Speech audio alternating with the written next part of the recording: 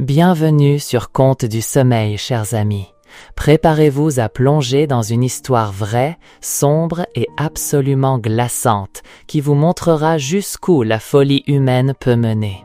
Ce soir, nous allons explorer l'affaire du Pizza Bomber, un récit où l'horreur s'est déroulée en plein jour, sous les yeux du monde entier. Restez avec nous jusqu'à la fin, car les rebondissements de cette histoire vous laisseront sans voix et vous feront questionner la nature même du mal. Il était 14h20 le 28 août 2003 lorsqu'un livreur de pizza nommé Brian Wells pénétra dans la banque PNC dans la banlieue d'Erie en Pennsylvanie pour la braquer. Il portait autour du cou une bombe artisanale, un simple t-shirt Guess et tenait à la main une arme rudimentaire qui ressemblait étrangement à un bâton. Brian s'approcha des caissiers et leur tendit une note glaçante. Rassemblez le personnel ayant le code d'accès au coffre-fort et remplissez rapidement ce sac de 250 000 $. Vous n'avez que 15 minutes. Les employés paniqués répondirent qu'ils ne pouvaient pas ouvrir le coffre et ne purent lui donner que les 8 000 $ en liquide disponibles dans le coffre à ce moment-là. Étonnamment calme, Brian empocha l'argent et quitta la banque. Il prit même le temps de s'emparer d'une sucette sur le comptoir avant de s'en aller. 15 minutes plus tard, Brian fut arrêté par la police et menotté sur un parking. Il déclara aux policiers qu'il avait une bombe artisanale autour du cou et qu'elle pouvait exploser à tout moment. Les agents, le visant de leurs armes, pensèrent d'abord qu'il bluffait. Mais lorsqu'ils aperçurent la minuterie de la bombe, ils reculèrent précipitamment et appelèrent l'équipe de déminage. Malheureusement, l'équipe n'était pas à proximité. De plus, les policiers durent boucler la zone, provoquant un embouteillage monstre qui retarda encore l'arrivée des secours. Brian resta menotté, assis à même le sol, tandis que journalistes et badauds curieux s'amassaient autour de lui. « Pour votre sécurité, sortez d'ici. » Il a sorti la clé et a démarré la minuterie. J'ai entendu le tic-tac quand il l'a réglé. « Ça va exploser. Je ne mens pas. Pourquoi personne ne vient enlever ça? Je n'ai plus beaucoup de temps. Il a réglé la minuterie. » 25 minutes plus tard, la bombe se mit à biper de plus en plus vite, puis explosa soudainement, coûtant la vie à Brian sous l'objectif des caméras des médias. L'équipe de déminage arriva 3 minutes plus tard, mais il était déjà trop tard. En fouillant la voiture de Brian, la police découvrit 5 longues pages manuscrites détaillant méticuleusement comment Brian devait se rendre à différents endroits pour chercher des indices et trouver la clé permettant de désamorcer la bombe. Dans la lettre, les coupables se désignaient comme nous, suggérant une conspiration de groupe. Il menaçait Brian d'obéir scrupuleusement aux instructions. « Agis d'abord, réfléchis ensuite, ou tu mourras. » La lettre conduisit la police au prochain endroit où Brian était censé se rendre, un chemin isolé près de l'autoroute. Ils y trouvèrent une bandelette de tissu portant l'inscription « Vietnam » attachée à un arbre. Les policiers aperçurent alors une camionnette bleue qui observait de loin. Le conducteur devait être celui qui avait laissé l'indice pour Brian et qui l'attendait pour récupérer l'argent. Mais lorsqu'il vit la police, il comprit que le plan avait échoué et disparut rapidement. La police tenta de suivre toutes les instructions de la lettre, mais avec le peu de temps imparti par la minuterie de la bombe, Brian n'aurait jamais pu atteindre le dernier endroit pour récupérer le dernier endroit pour la clé de désamorçage. Le destin de Brian était scellé dès l'instant où il lui avait enfilé la bombe autour du cou. L'enquête. Avant l'explosion de la bombe, Brian avait fourni à la police quelques informations, comme son nom et son lieu de travail. Il insista sur le fait qu'un groupe de personnes l'avait piégé et forcé à braquer la banque. La police se rendit au Mamma Mia's, le restaurant où Brian travaillait. Ses collègues ne crurent pas qu'il aurait pu fabriquer une bombe lui-même. Brian était décrit comme une personne douce et agréable, ayant travaillé pour la pizzeria pendant 10 ans. Le 28 août à 13h47, un client avait appelé pour commander 2 pizzas. Le propriétaire avait décroché, mais ne parvenant pas à comprendre l'adresse décrite par l'appelant, il avait passé le téléphone à Brian. Bien que sa journée de travail fût presque terminée, Brian accepta de livrer la dernière pizza. Le propriétaire n'avait pas compris l'adresse de livraison car c'était un endroit isolé, près d'une tour de transmission télévisuelle au bout d'un chemin de terre. En se rendant sur place, la police trouva des traces de pneus et des empreintes de pas correspondantes aux chaussures de Brian.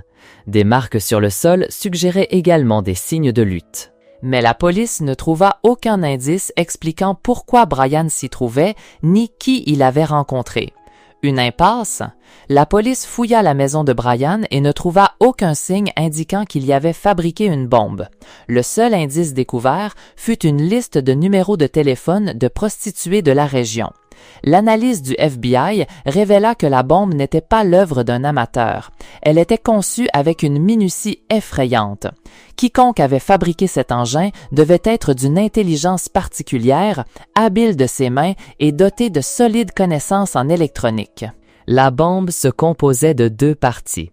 Un collier métallique à 4 trous de serrure et une boîte en fer remplie d'explosifs. Le collier ressemblait à une menotte géante enroulée autour du cou de Brian. Le concepteur de la bombe avait même utilisé de nombreux fils superflus pour tromper les experts en déminage. Ce type de bombe portée au cou était rarement utilisé par les criminels. Seuls les chefs de cartels de drogue mexicains l'employaient dans leur guerre de territoire. Mais l'étude du collier piégé ne fournit à la police aucun indice utile. Les tests ADN ne donnèrent aucun résultat. L'enquête semblait avoir atteint une impasse, jusqu'à 3 semaines plus tard. Le corps dans le congélateur. Le 21 septembre 2003, 3 semaines après le braquage, la police reçut un appel téléphonique.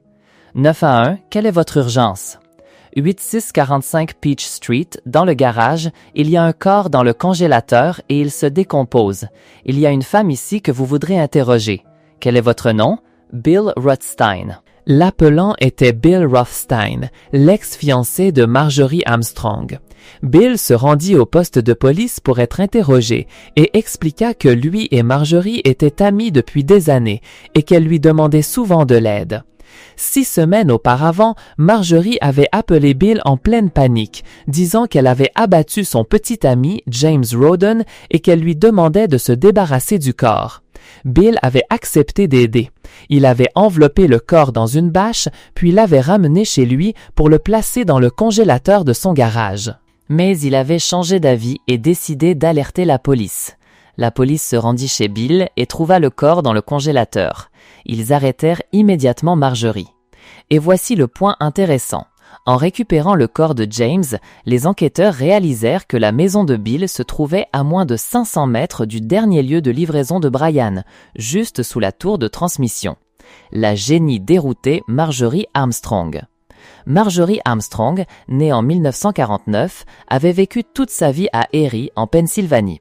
Fille unique d'une famille aisée, elle était considérée depuis l'enfance comme une enfant prodige, douée pour la musique et toujours première de sa classe. Avec un QI élevé, elle excella à l'université et obtint une maîtrise. Son amour de lycée n'était autre que Bill, lui aussi réputé pour son QI de génie. Ils s'étaient fiancés à 20 ans, mais la relation ne dura pas.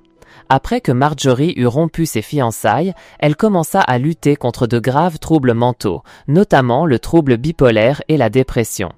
En 1984, elle assassina son petit ami suivant, Robert, pendant qu'il dormait, lui tirant dessus 6 fois.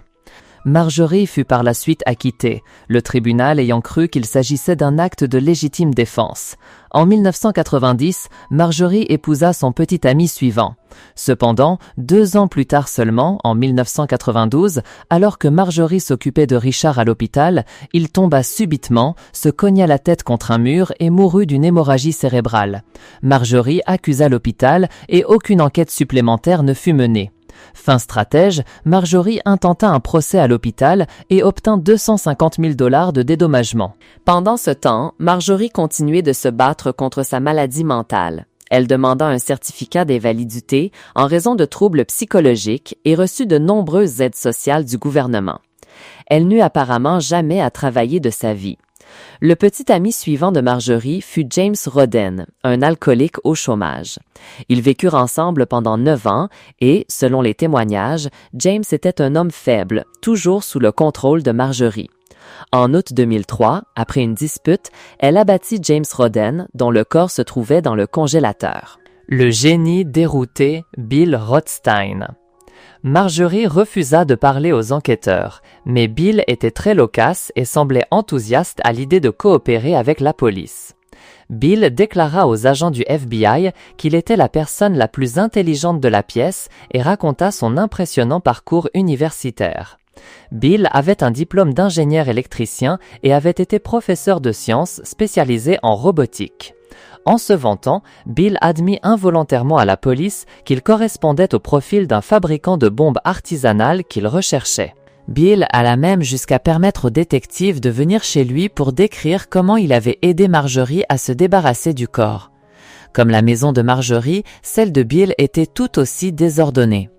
Peu de temps après, Bill fut diagnostiqué avec un cancer en phase terminale. Les enquêteurs tentèrent d'obtenir des aveux de Bill sur son lit de mort. Cependant, il décéda sans fournir le moindre indice utile. Fin 2004, Marjorie fut jugée psychologiquement stable pour comparaître. Elle plaida coupable du meurtre de James Roden et fut condamnée à 20 ans de prison. Elle divaguait sans arrêt, donnant l'impression d'une personne psychotique. Pourtant, les agents du FBI estimèrent qu'elle contrôlait parfaitement ses paroles et était une maîtresse dans la manipulation psychologique des autres. Elle ne reconnut aucune implication dans le braquage de la banque et la mort de Brian, mais se vanta auprès de ses codétenus d'avoir orchestré le vol. Les codétenus de Marjorie en informèrent la police, mais celle-ci n'y prêta pas grande attention, estimant que les témoignages de prisonniers n'avaient pas beaucoup de valeur. Pendant ce temps, la police avait également retrouvé 2 nouveaux noms, Floyd et Ken Barnes. Avant le braquage, Bill vivait avec un ami nommé Floyd, un délinquant accusé de viol sur mineur. Mais juste après le braquage, Floyd déménagea et fut arrêté. La police se rendit à la prison pour rencontrer Floyd, qui admit avoir été témoin de la scène où Bill, Ken et Marjorie avaient contraint Brian avec une arme et lui avaient mis la bombe autour du cou. Cependant, Floyd nia toute autre implication dans leur complot. Si la police ne put tirer grand-chose de Floyd, les aveux de Ken furent la clé de la résolution de l'affaire. Ken était un ami commun de Marjorie et Bill. Il était excentrique mais intelligent et un réparateur de télévision à la retraite. Ken était également un trafiquant de drogue. Interrogé par la police le 11 août 2005, Ken admit faire partie du complot de braquage. Ken déclara aux enquêteurs que Bill avait fabriqué la bombe et que le braquage était l'idée de Marjorie. Ils avaient demandé à Ken de les aider pour le mécanisme de minuterie de la bombe. La partie la plus étrange fut la raison pour laquelle Marjorie voulait braquer la banque. Ken expliqua que Marjorie avait besoin d'argent pour engager un tueur à gages afin de tuer son père et toucher l'héritage. Ken le savait parce que ce tueur à gages devait être Ken lui-même. Après le témoignage crucial de Ken, la police commença à réexaminer le dossier de Bill. Ils réalisèrent alors des choses qu'ils avaient auparavant négligées. Premièrement, Bill possédait une camionnette bleue que l'agent de police avait identifiée comme étant celle qu'il avait vue sur le site de la bandelette attachée à l'arbre. Deuxièmement, au milieu du désordre dans le garage de Bill, la police avait ignoré une preuve cruciale qui se trouvait sous leurs yeux, un croquis détaillé de la bombe artisanale. Troisièmement, la police avait vérifié que l'écriture manuscrite, à peine lisible derrière la lettre, était celle de Bill. À ce stade, les rôles de Marjorie, Bill et Ken dans l'affaire étaient clairs. Mais le rôle de Brian dans cette affaire restait controversé. Certains croyaient que Brian était une victime, mais aussi un complice. Un témoin l'avait vu rencontrer Ken juste avant le braquage. La police pensa que Brian avait été piégé pour coopérer au vol de la banque parce qu'il croyait que la bombe était fausse. Cela expliquerait l'étrange calme initial de Brian pendant le braquage. Ce n'est que lorsqu'il fut menotté et que la bombe commença à biper continuellement que Brian réalisa qu'il avait été trompé. Cette conclusion rendit la famille de Brian furieuse et beaucoup n'étaient pas d'accord. Ils ne savaient rien. C'est pourquoi ils ont commandé la pizza et l'ont attiré à la tour de télévision pour lui mettre la bombe au cou.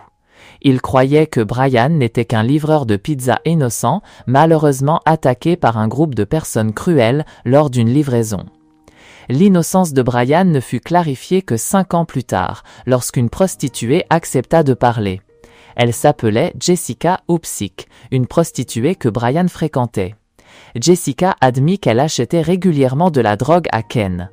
Un jour, Ken lui demanda de lui trouver une personne timide, gentille et facilement manipulable en échange de $5 000.